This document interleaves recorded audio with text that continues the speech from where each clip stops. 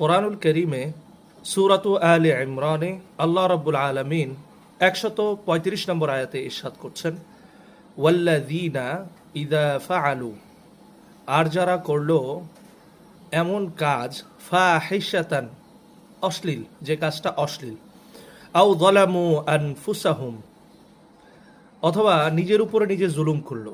নিজের উপরে নিজে জুলুম বলতে আল্লাহ তাআলা যে গাইডলাইন দিয়েছে তার বাহিরে সে অন্যায় কোনো কাজ করলো, তার বাহিরে চলাফেরা করলো, এ ধরনের ব্যক্তি যাকারুল্লাহ ফাস্তাগফারু লিযুনুবিহিম, অন্যায় কাজ কিংবা ফায়সা কাজ করার সাথে সাথে সে যদি আল্লাহ তাআলাকে স্মরণ করে এবং তৎক্ষণাৎ ক্ষমা চেয়ে বসে, মনের মধ্যে অনুতপ্ততা জাগে যে হ্যাঁ, এই যে কাজটা করলাম, কাজটা কি ঠিক হলো, তার পাপাচারের জন্য, অন্যায় কাজের জন্য তার যদি অনুতপ্ততা জাগে, তাহলে আল্লাহ তাআলা তাকে বলছেন, ওয়ামাই ইয়াগফিরুয যুনুবা ইল্লাল্লাহ, আর কে আছে ক্ষমা করতে পারে অন্যায় সমূহ, পাপ সমূহ একমাত্র আল্লাহ ছাড়া। অর্থাৎ এই কথার দ্বারা আল্লাহ তাআলা বোঝাচ্ছেন অনুতপ্ততাকারীকে আল্লাহ তাআলা এত ভালোবাসেন, অন্যায় করে পাপ করে অনুতপ্ততা অনুভব করলে আল্লাহ তাআলা ক্ষমা করার জন্য প্রস্তুত হয়ে যান বা ক্ষমা করে দেন।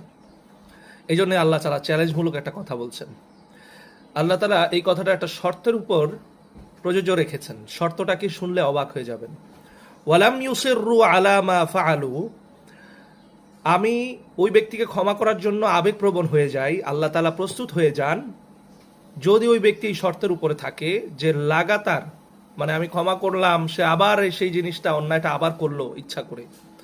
আল্লাহ তাআলা বলছেন ওয়ালাম ইউসিররু, সে আর ভবিষ্যতে কখনোই, লাম, এখানে লাম শব্দ ব্যবহার করেছেন, যে সে আর কখনোই এই কাজটা করলো না। ওয়ালাম ইউসিররু, লাগাতার পুনরায় করলো না, আলা মা ফাআলু, যা সে করে ফেলেছে সেই কাজটা করলো না, ওহুম ইয়ালামুন, অর্থাৎ সেটা জানার পরেও ওই কাজটা থেকে সে বিরত থাকলো, আল্লাহ রাব্বুল আলামিন তাকে ক্ষমা করে দেন।